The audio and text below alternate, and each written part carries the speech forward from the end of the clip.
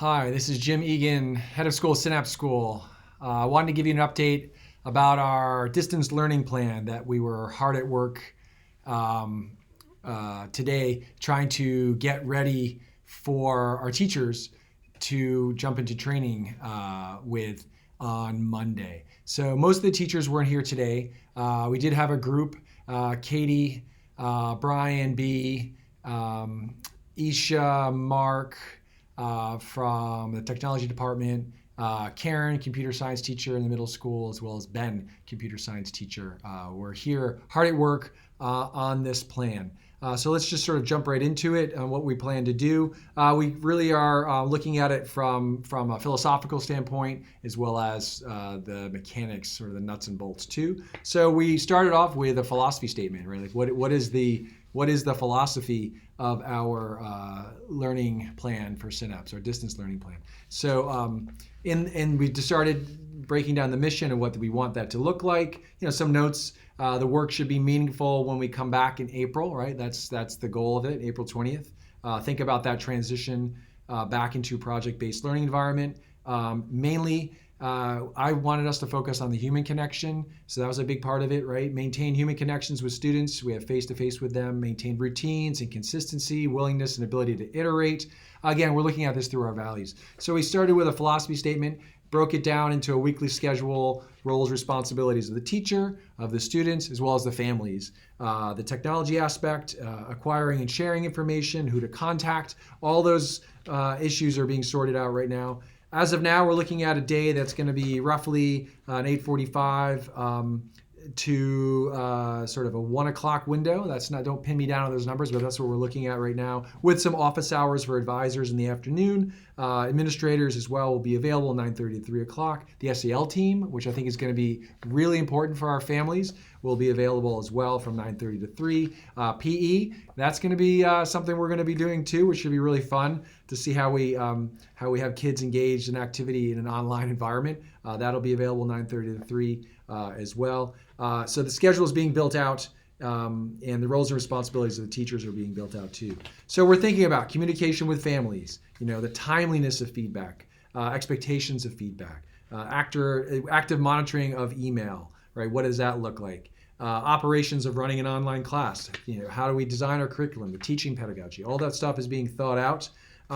For the students, attendance and participations, right? The requirements for attending all classes, being present during the day, the daily routines, collaboration and teamwork, communication with teachers. This is going to be all spelled out in this document when we're done at the end of the day. Here it is. I look forward to that. We left that meeting today with marching orders, so to speak. Karen Tran was keeping us on task with that. Action items.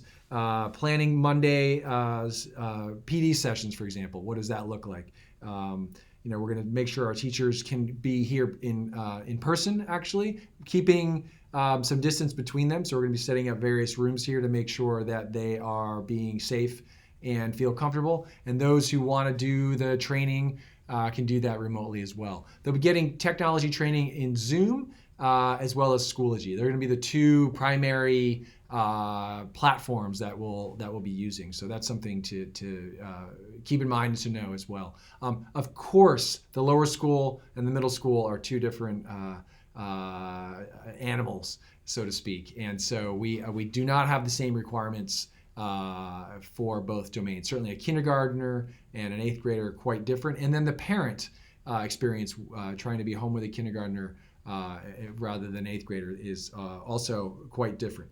So on Monday and Tuesday, we're going to be here 10 o'clock to 3:30, working on schedules and logistics, working in Zoom training. We'll start in classrooms, and then we're going to go into a remote setting to see how that works, really beta test it, troubleshoot it. Like every a day here, we'll start with an EQ check-in, and we'll end with an EQ check-in, sort of a closing meeting.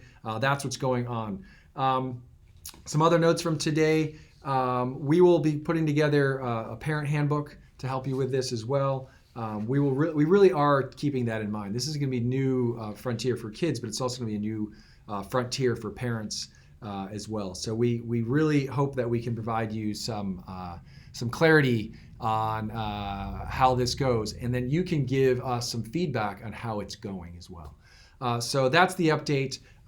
Again, I'm really excited about what we can do as a school. I'm hoping actually an outcome from our online adventure can lead to some adaptations to our school in the future. I mean, this isn't a chance to really look at transformation in teaching and really embrace what I think was coming anyway.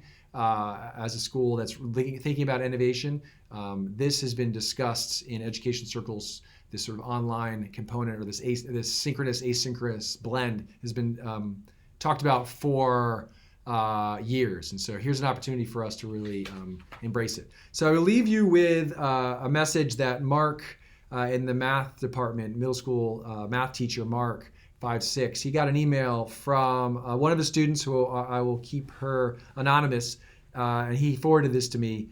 And she had a question. If this coronavirus situation gets better before the month is up, can we cancel spring break and come back to school the week of spring break?